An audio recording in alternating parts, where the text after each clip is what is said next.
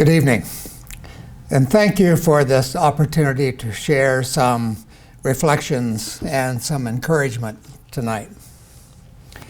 Midshipman Keyes wrote to me about a week ago and said the battalion would be very interested in hearing about my experiences in the Navy and about the significance of the Navy going forward. This presented an obvious occasion for me to reflect seriously on both of those topics. I left active duty 40 years ago, and you might assume that what I experienced in those days would have very little relevance to you today. But if you assume that, I think you would be assuming incorrectly, actually. I will explain why I say that. I will start by saying that when I was an NROTC instructor at Rice University, somehow I drew the assignment of developing, first researching, I guess, and producing a study guide used by NROTC units all over the United States on Chinese military capability. Of course, it focused primarily on the capacity of the Chinese Navy. My research somewhat predicted the growth in capacity the Chinese Navy has today. This is relevant not only because of the recent territorial claims pressed by China in the South China Sea and the East China Sea, but because I think nations everywhere have finally learned the central important truth we all understand and I taught over 40 years ago. It is our Navy that gives the United States the ability to project usable power almost anywhere in the world without being dependent upon fixed bases on foreign soil. The United States has used this understanding from the beginning of the Navy to both wage war and keep the sea lanes open. But of course, it is a lesson not lost on other nations who may want to expand their own naval power to counter our influence, or worse, to attack our country. Understanding the unique role of the Navy is as important as ever.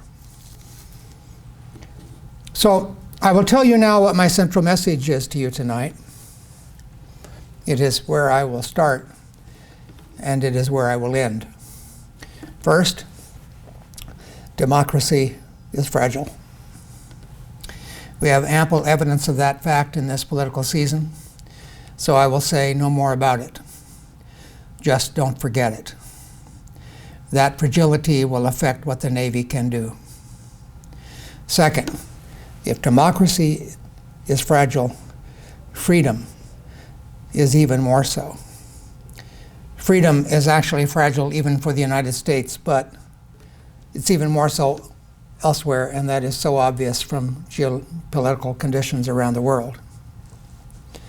But on this celebratory occasion, because I was encouraged to do this, allow me to indulge myself just briefly with a trip down memory lane. And I will summarize so many specific memories by saying that I have fond memories of some almost unbelievable adventures and an esprit de corps among squadron members that I have yet to experience anywhere else since those days. The reason for that could be the subject of an entire speech by themselves. I will just say that when you know that the pilot on your wing has demonstrated the same abilities, the same confidence, and the same commitment you have, you are looking at a shared value system that ensures the highest possible performance. And that is a tradition of which the military can be justly proud. Frankly, you also know that pilot could also kill you if he or she is not performing as expected. And you develop not only a mutual dependency, but a mutual admiration for the skill levels you see in action. I want to say I also reflected this week on how much it meant to me to be able to serve with the officers of the United States Marine Corps. Even from my early days as a student pilot, my Marine colleagues brought an intensity to their work and to their play that struck me as unique. Of course, there was a friendly rivalry among us, but the rivalry was always superseded by collaboration where our missions converged. In recent years, I've been doing other work.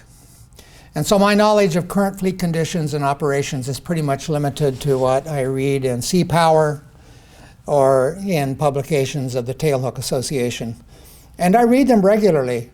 I assume you're doing the same as a way of researching opportunity and visioning the level of preparedness expected of you when you take your place in the fleet. I particularly enjoyed reading this month's coverage of the recent carrier suitability tests conducted for the F-35C on the George Washington. But now let me get back to those most important points I want to make.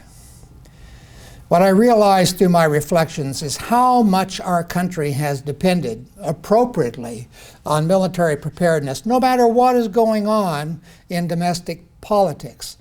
Our military readiness as a nation cannot depend upon the ebb and flow of domestic politics. As I said before, democracy is fragile. It also generates somewhat unpredictable funding for military preparedness. Our citizens have demonstrated during my lifetime a tendency to assume the previous war was the last war we will ever have to fight. So there will always be a tension between those who would place a relatively higher priority on the domestic agenda than on foreign affairs. And there will always be tension between those who still want to conduct foreign affairs through policy arguments and trade agreements as opposed to using military power, even when there is actually no effective alternative. I recommend the book The Next 100 Years by George Friedman as a projection of how all of this may play out in the various regions of the world. The book is not likely to be completely accurate in its forecasts, but it will make you think.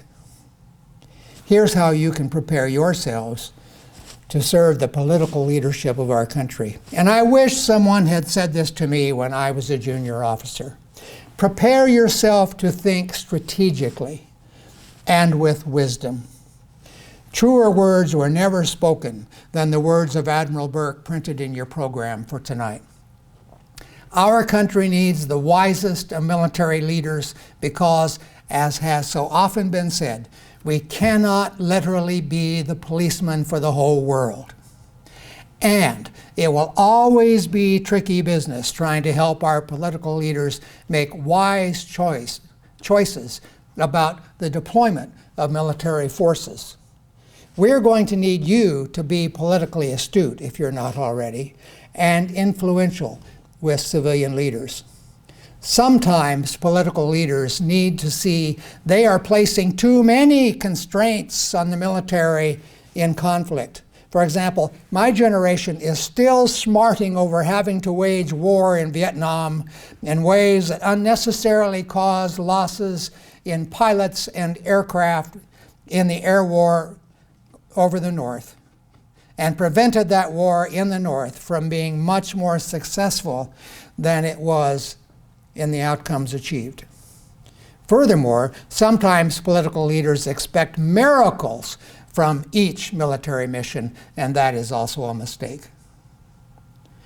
Even more seriously, sometimes politicians do not adequately prepare for the aftermath of military incursions, so that in retrospect, where inadequate preparation occurs, our fellow citizens question whether it was wise to use the military at all. You all know such questions are being raised in the present day with regard to Iraq and Afghanistan. At a minimum, political and military leadership must collaborate for best results. So I say again, in the future, our country will need you to be politically astute, influential, and wise. You will need to guide civilian leaders to the best choices. A quick note here on wisdom.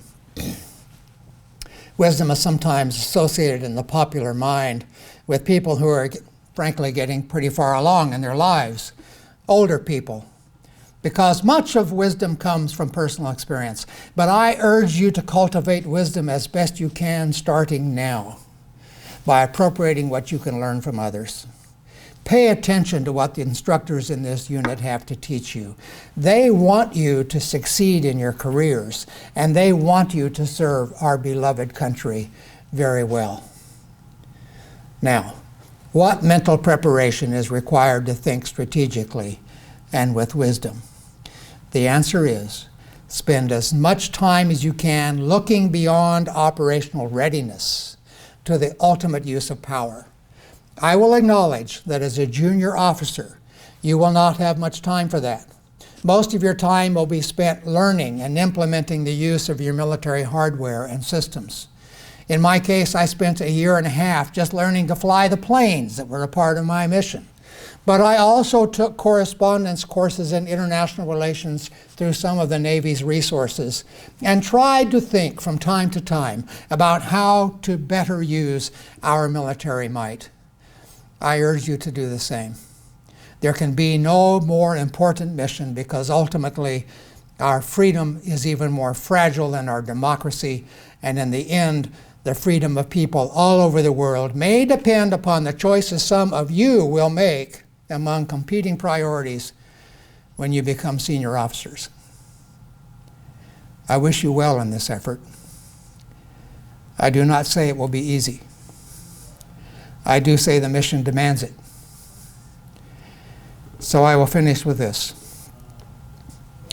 The last commanding officer I had in the Navy ended every conversation by looking you squarely in the eyes and saying, "Ever strive." I liked that then, and I still like it today.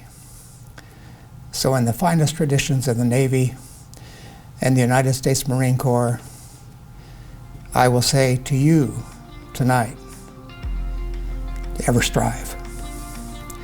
And thank you for your service.